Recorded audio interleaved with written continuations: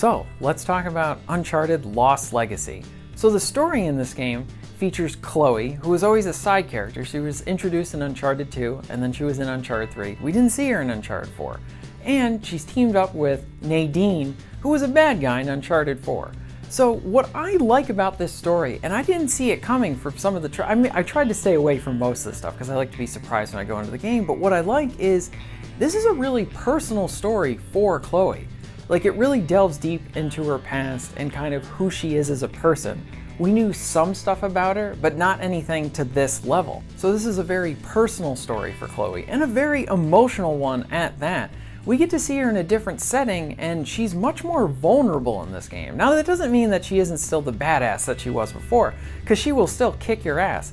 But what I like is to see this different side to this character. It shows us something different, and it shows that potentially these Uncharted spin-off games, if they continue with this kind of stuff, there's merit in continuing with this, because now we're delving deeper into side characters that we didn't really get before. Usually the main games focus a lot on Nate and his interactions with everyone else, but to kind of see it from a different perspective, now Nadine, she has her own arc throughout the game too. She's dealing with the fallout from Uncharted 4, and for her, she's got a bit of her own personal story going on here, but the focus really is on Chloe. And what I like that the narrative does too is not just with their own personal stories, but it focuses on their relationship, Chloe and Nadine. And they're smart about this. In the beginning of the game, for the first few chapters, they really start to develop their friendship because they don't really know each other. They're just work associates kind of a thing. That's the relationship they have. But by the end of, say, like chapter 3 or 4, you start to see a friendship start to form there. And that's really good because the story's smart, because later in the game, it starts to challenge that friendship, starts to challenge it, which makes it really interesting, makes it emotional, and at times really intense. And I like how they did that. Now, I will say the story is moderately paced for about half of the chapters. Until you get to chapter 5, that's where they start kicking in the action.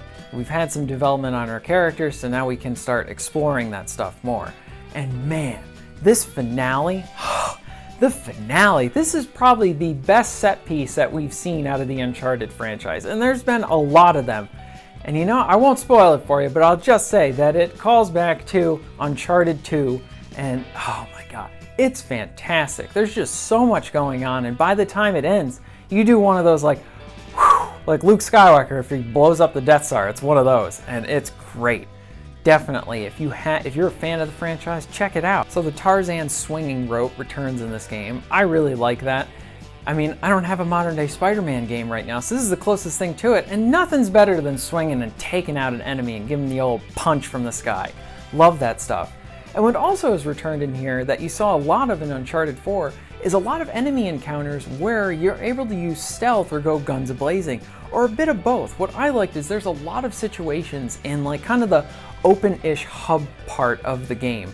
It's basically this big jungle that you gotta go around. And what I like here is there's a lot of encounters, and what's cool is if an enemy sees you and now they're all coming at you, if you can break the line of sight, you can go back to doing stealth. I like the adaptive nature to the combat. Chloe also has the ability to lockpick. This comes in handy because there's a lot of these military crates all throughout the area, and they have useful items in them. Whether you're going after the collectibles or you want a rocket launcher, a couple of grenades, definitely check those out. And when you're going around the environment, look for them. They're worth it.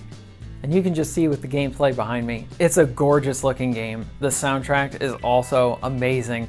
All these games have great soundtracks to them. I listen to them when I'm driving because I love the music. And I have to say, overall, this is a fantastic narratively driven experience.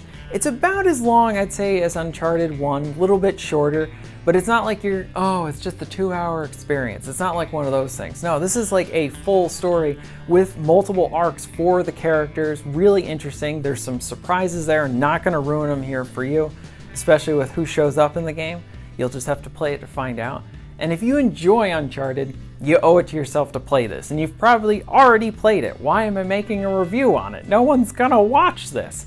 But overall, I just love my time with this. And it's cool too, because it really cements in the idea that the spin-offs, if they want to continue on with the Uncharted franchise, because Nate and Elena's story is done, if they want to continue with this, I think this is the best way to do it.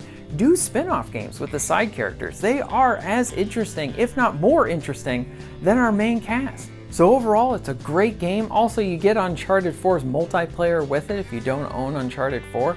But if you have a PS4, how do you not own Uncharted 4? You need to talk to your therapist because you need to have those Uncharted games. They're good games.